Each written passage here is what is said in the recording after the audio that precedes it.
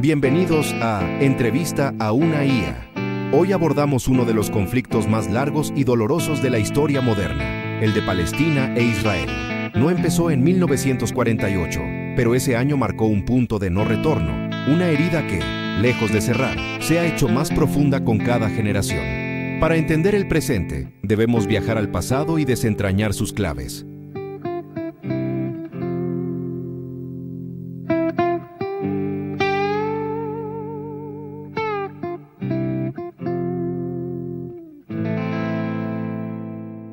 Para empezar, vayamos a las raíces. El documento menciona que antes de 1948 ya se estaba preparando el terreno. ¿Cuáles fueron los hitos clave, como el sionismo y la Declaración Balfour, que encendieron la mecha?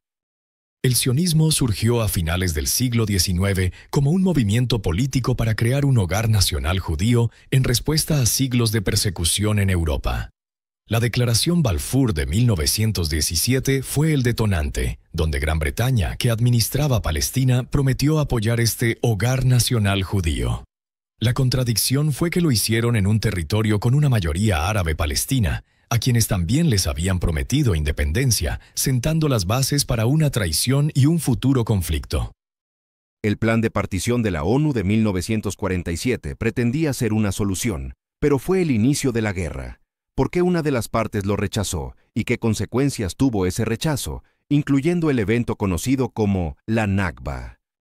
Los líderes árabes lo rechazaron porque el plan otorgaba más del 50% del territorio al pueblo judío, que en ese momento constituía solo el 30% de la población y poseía menos del 7% de las tierras. Tras la proclamación del Estado de Israel en mayo de 1948, estalló la guerra. Durante este conflicto ocurrió la Nakba, o catástrofe, donde entre 700.000 y 900.000 palestinos fueron expulsados o huyeron de sus hogares, sin poder regresar jamás. Israel terminó expandiendo su territorio incluso más allá de lo que la ONU había propuesto. El conflicto no se detuvo ahí. El documento habla de la Guerra de los 6 días en 1967 como otro punto de inflexión. ¿Qué ocurrió y qué significó para los territorios palestinos? En 1967, Israel lanzó un ataque preventivo y en solo 6 días ocupó Cisjordania, Jerusalén Este, Gaza y los Altos del Golán. Desde entonces, estos territorios han permanecido bajo control militar israelí, dando inicio a una ocupación que, según el derecho internacional y resoluciones de la ONU como la 242, es ilegal. Israel, sin embargo, nunca se retiró completamente de ellos. Se mencionan los acuerdos de Oslo en los 90 como un espejismo de paz. Parecía una solución de 2 estados, pero fracasó. ¿Por qué esos acuerdos no se tradujeron en una paz duradera?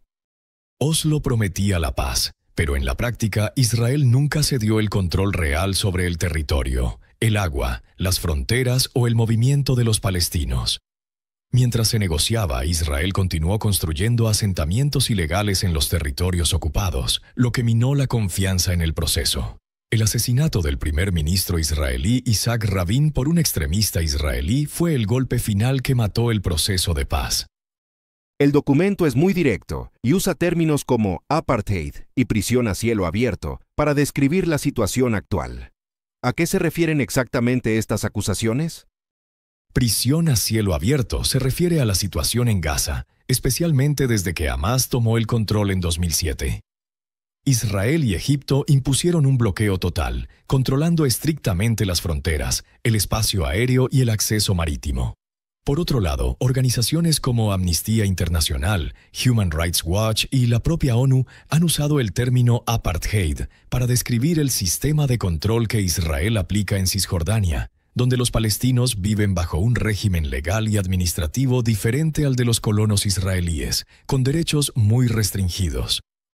Un punto muy polémico que se toca es la relación inicial entre Israel y Hamás. Se afirma que Israel apoyó indirectamente su creación.